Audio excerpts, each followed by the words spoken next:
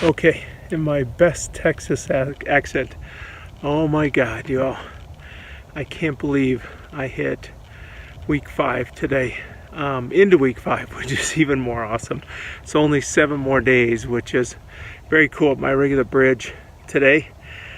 It's been an amazing process. I kind of feel, especially today, that I've been in a bit of a coma when I was starting to lose this weight. I don't realize how depressed I was. I don't realize how inactive I was, and I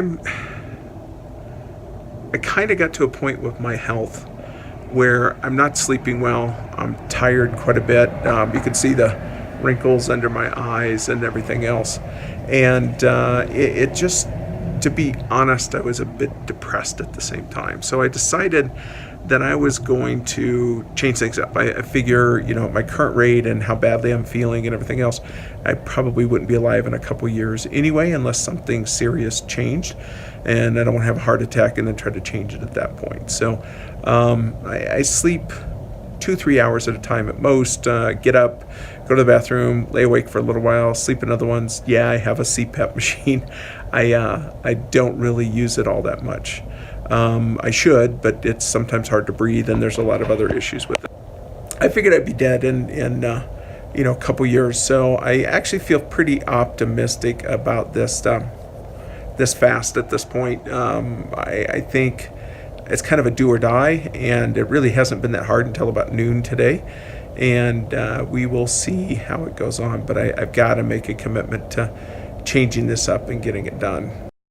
And what I was kind of missing out on, I'm out today. It's probably 50s or so, and I'm looking around. It's perfectly blue skies.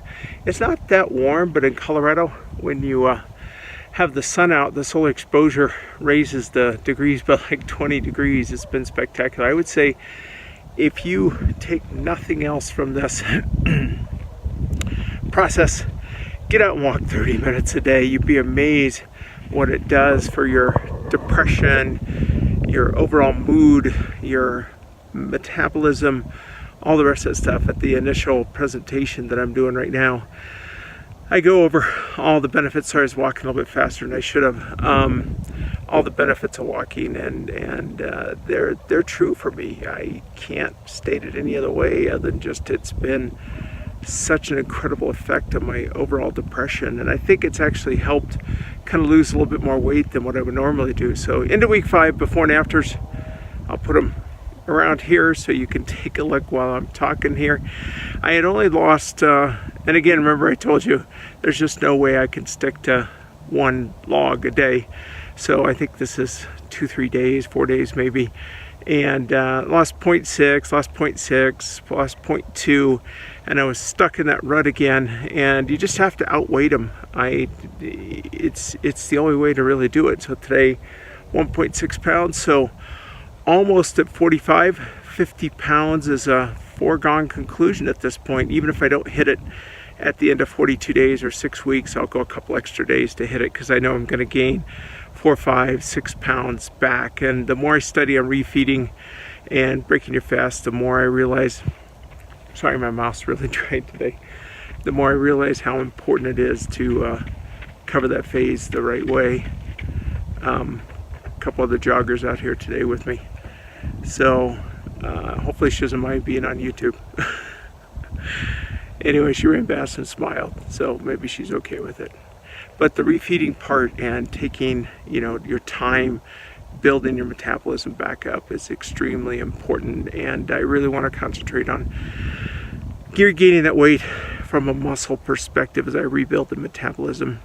There's a lot of research that intermittent fasting doesn't lower your metabolism. In fact, it raises it up to I think 72 hours. Long-term fast, they say, based on the bariatric patient research, that it doesn't affect your metabolism, but I got to think that it slows it down. So I think I have to rebuild that a little bit more slowly than people probably think it would be. I do know the eat less, move more, weigh more.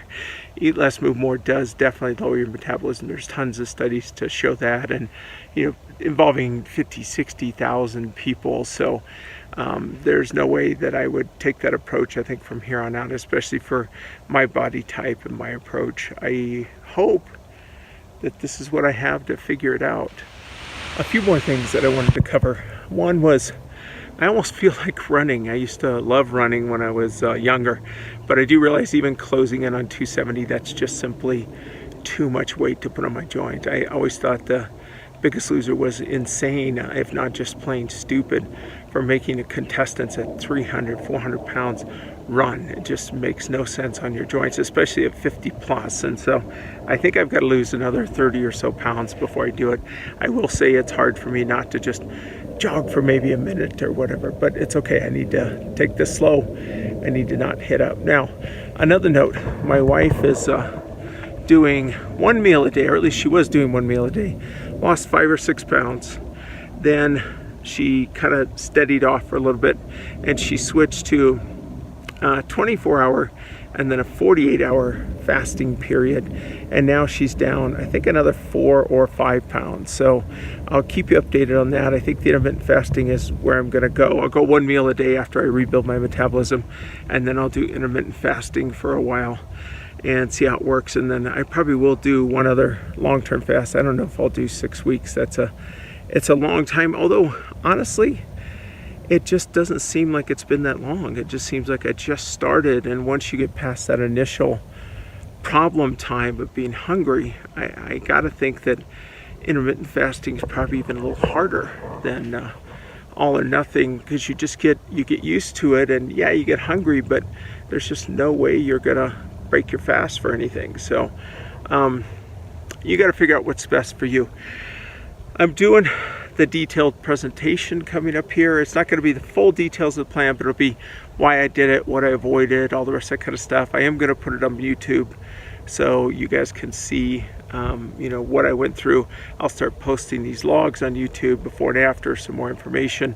I'll give you, well, you already have the link to it if you're watching this, but so far I'm stunned. I hope that this is the answer, and in the long term I'm looking forward to figuring out how to use this in a maintenance mode, because I think I can pretty easily adapt this to just enough to eat to stay close to steady. If I happen to go over or do something bad, I have a way to get back on track fairly quickly, but just not let myself get 100 plus pounds out of whack with where I was. And I think it should be easy, extremely easy to maintain from here on out. So welcome back to myself and out of the depression funk. I can't overstate the importance of walking, and maybe part of it's this process too, and the fact that I'm not continually failing like I was before, and that might have helped with the mood also.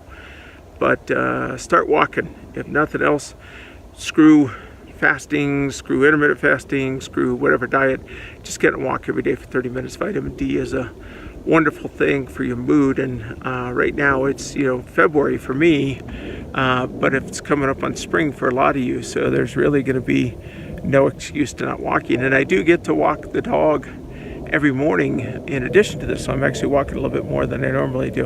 Haven't taken her on this trek yet. I think she's still 11 weeks old, so I don't want to put her through that kind of distance yet. Anyway, this is Jay signing off. I'll see you in 1, 2, 3 days, whatever strikes the mood for me. Thanks for listening.